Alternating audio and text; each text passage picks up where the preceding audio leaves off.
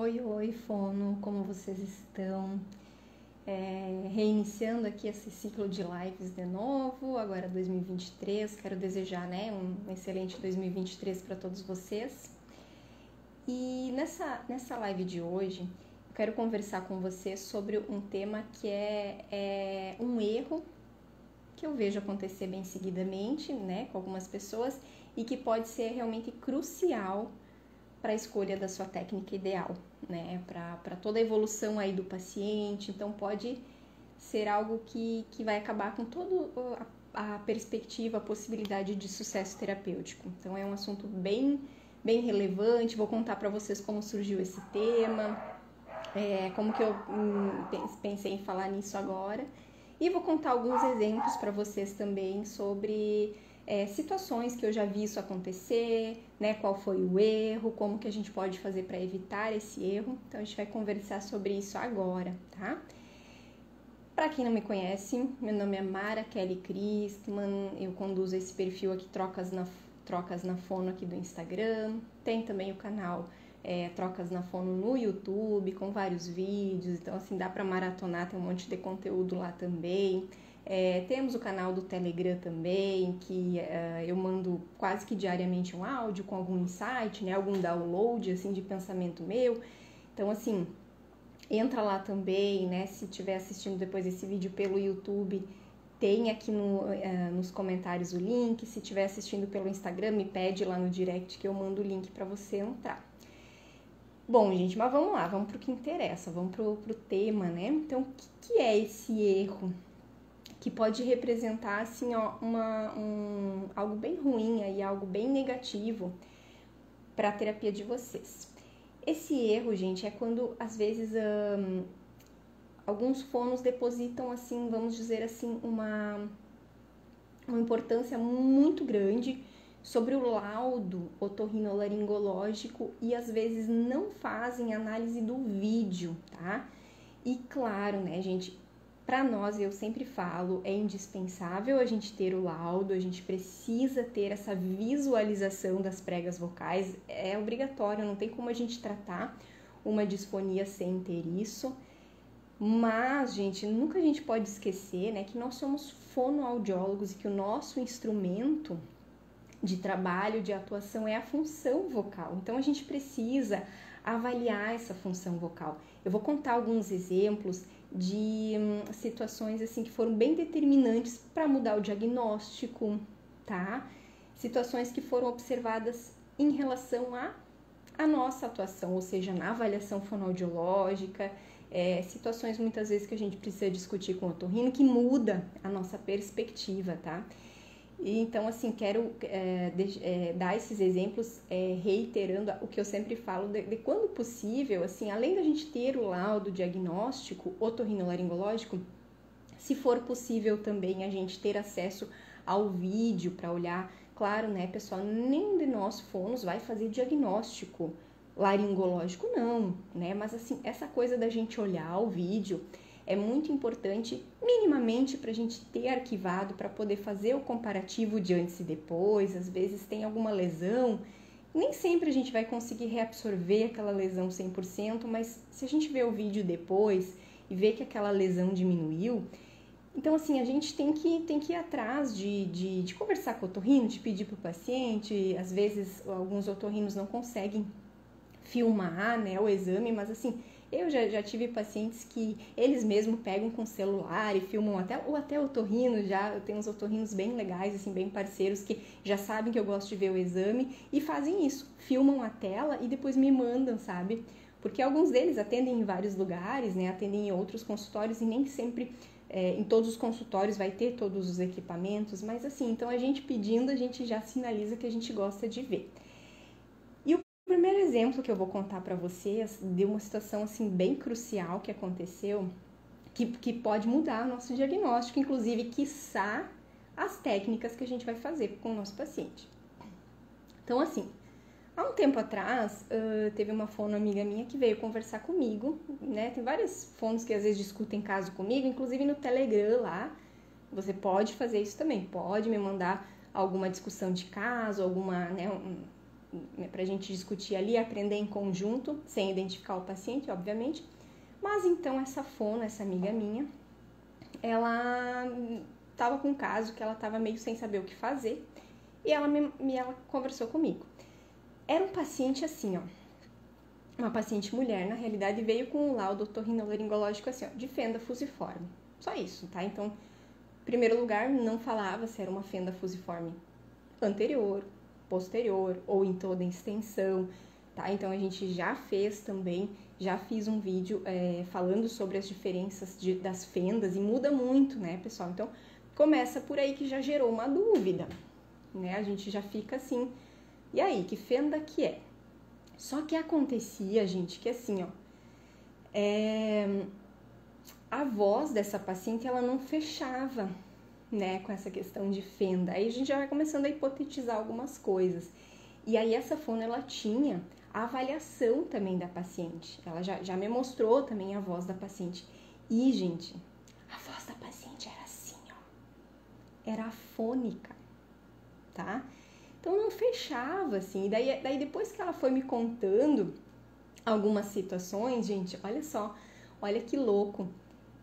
Na verdade, né, depois de ver todas as avaliações, enfim, a gente conseguiu concluir que essa paciente, ela tinha uma disfonia psicogênica, bem importante. Então, assim, aquela fenda ali, na verdade, não era nada, entre aspas, diante da afonia psicogênica que ela estava.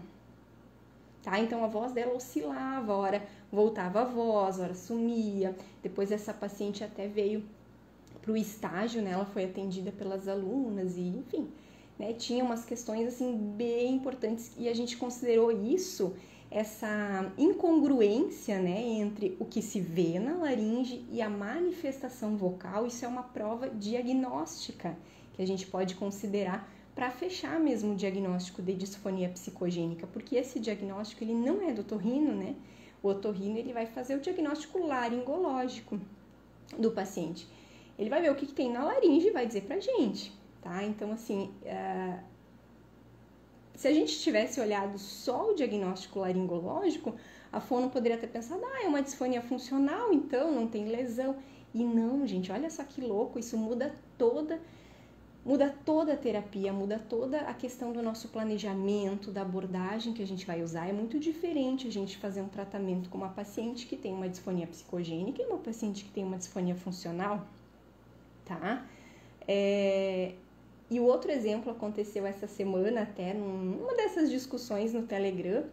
E olha assim, teve uma fono lá do Telegram que mandou assim um resuminho do caso, né? Ela mandou assim, paciente pós-Covid, né? Com fenda paralela e tal.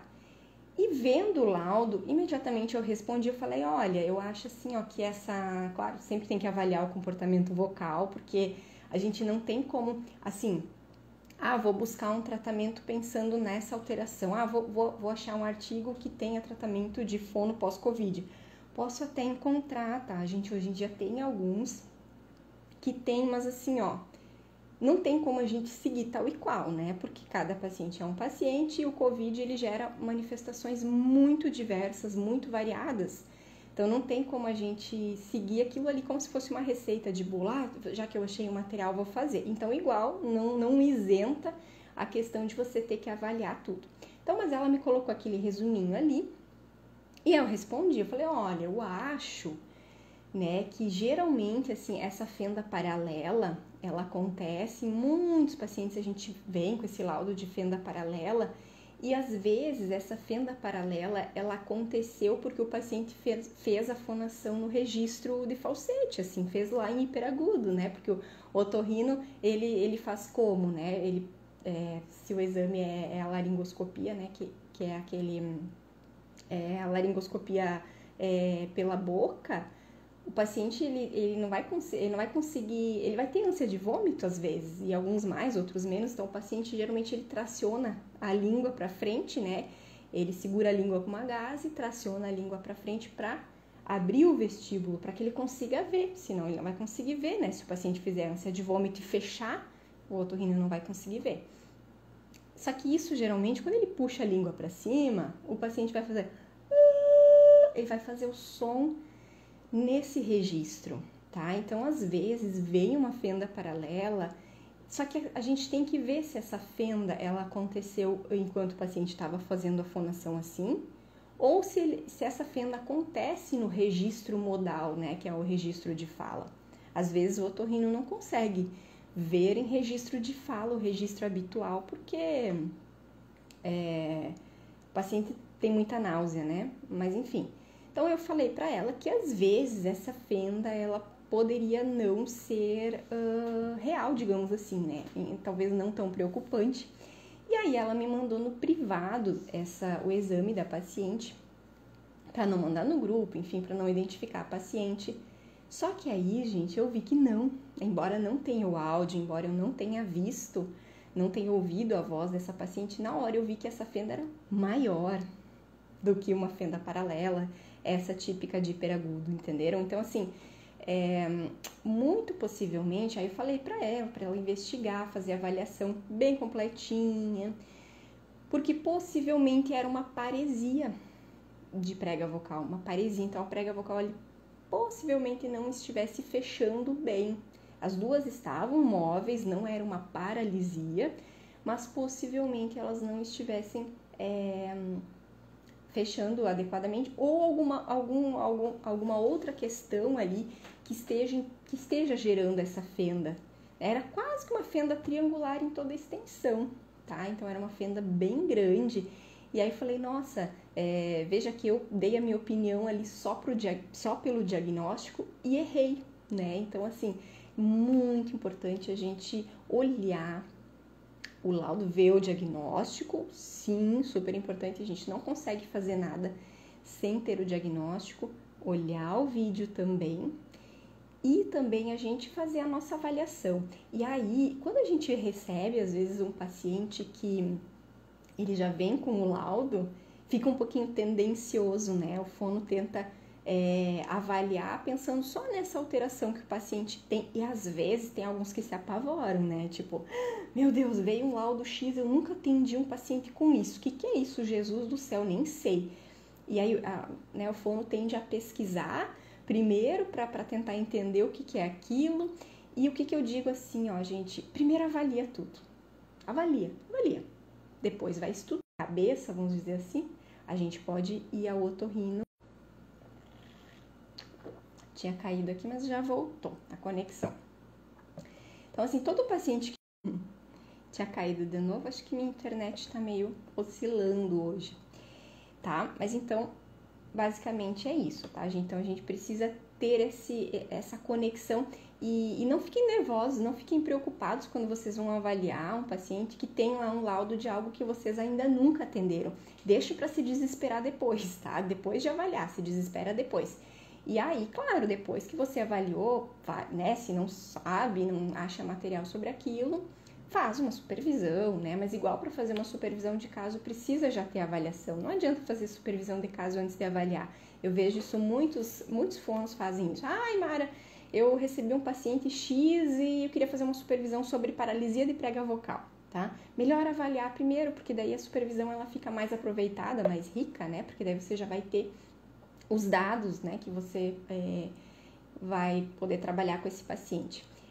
E aí, tá? Então, assim, basicamente é isso. Daí eu vou contar mais um exemplo também. Eu teria vários, né, gente? Se eu começasse a anotar e catalogar o que a gente pode fazer de raciocínio analisando o exame, em contraste com a avaliação do paciente, em contraste com a voz, né, ouvindo a voz e o vídeo, enfim. Mas eu vou contar um que eu lembrei aqui quando eu estava pensando nesses temas para falar para vocês. Olha só, teve um caso, tá? Não foi nenhum otorrino aqui de Santa Catarina, foi de um outro estado, de outra fono que me falou. Não foi aqui de Santa Catarina. Mas que aconteceu uma coisa, assim, acho que até bem incomum, que o paciente foi encaminhado para essa fono com uma paralisia de prega vocal. E tinha lá, paralisia de prega vocal, não lembro agora qual que era o lado. E a fono trabalhou, né? Que bom, a gente sempre fala que é importante ter o lado, né? Que bom que o otorrino colocou o lado. E aí ela trabalhou, que esse paciente fez o trabalho, né? Então, aquelas técnicas de cabeça rodada, enfim. quando o paciente retornou ao otorrino, não vou me recordar agora o tempo após a terapia, a otorrino mudou. Mudou o lado do diagnóstico. Então, antes era, sei lá, direita, daqui a pouco era esquerda. Então, assim, a fono ficou doida. Ela disse, meu Deus do céu, agora eu trabalhei tudo como se fosse de um lado e era de outro. Então, assim, não tô julgando, né, a questão desse otorrino aí, porque pode acontecer. Todo mundo, assim, né, a gente às vezes comete um erro ali, mas o que eu quero dizer pra vocês é que se vocês tivessem o vídeo junto, vocês também já veriam e vocês... a gente nunca vai com arrogância, claro, mas assim, dá pra conversar com o otorrino e perguntar. Muito provavelmente ele ia olhar de novo e dizer, peraí, deixa eu ver, deixa eu confirmar. Daí ele já ia ver, olha aqui, ó, tá trocado ali o lado. Então, assim, sempre tem muito benefício quando a gente pode fazer essa troca, essa discussão. E, claro, né, gente, faz toda a diferença pro paciente. Então, assim, lembrem sempre que o exame otorrinolaringológico, que o laudo que vem pra gente, ele não é determinante para o que a gente vai fazer na fonoterapia, tá? Então, sempre digo, a gente não vai procurar exercício baseado nessa ou naquela patologia. A gente vai procurar os exercícios baseados nas alterações vocais que a gente vê no nosso paciente, tá? Baseado nas alterações da função vocal, e daí também fica muito mais fácil, tá?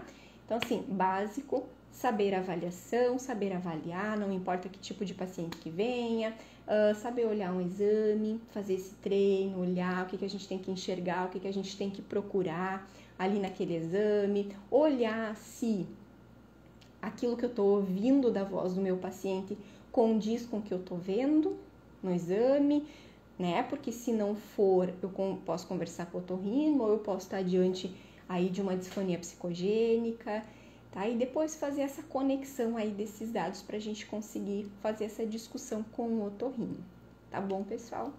Então, dessa temática, seria isso por hoje. E quando vocês tiverem sugestões de temas, podem colocar aqui nos comentários, podem me mandar no direct. Fico muito feliz, assim, de poder contribuir, né, com vocês, com a melhora aí do raciocínio clínico, da escolha das técnicas. E adoro, gente, adoro quando alguém me manda um vídeo, assim, de paciente para discutir algum caso. Fico bastante feliz. As minhas ex-alunas já sabem, volta e meia alguém manda alguma coisa. Gente, então desejo aí para vocês um excelente ano para todos nós, tá? E eu quero estar muito aqui presente com vocês pra gente conversar, pra gente, para que todo mundo, né, todas as fonos consigam realmente, assim, melhorar a sua prática clínica cada vez mais, né? Então, compartilha esse vídeo aí, compartilha com os colegas da fono também, com aqueles que gostam de voz, para eles se juntarem a esse grupo, assim, pra gente conseguir crescer em conjunto. Tá bom, pessoal? Um beijo, então, para vocês e até a próxima live.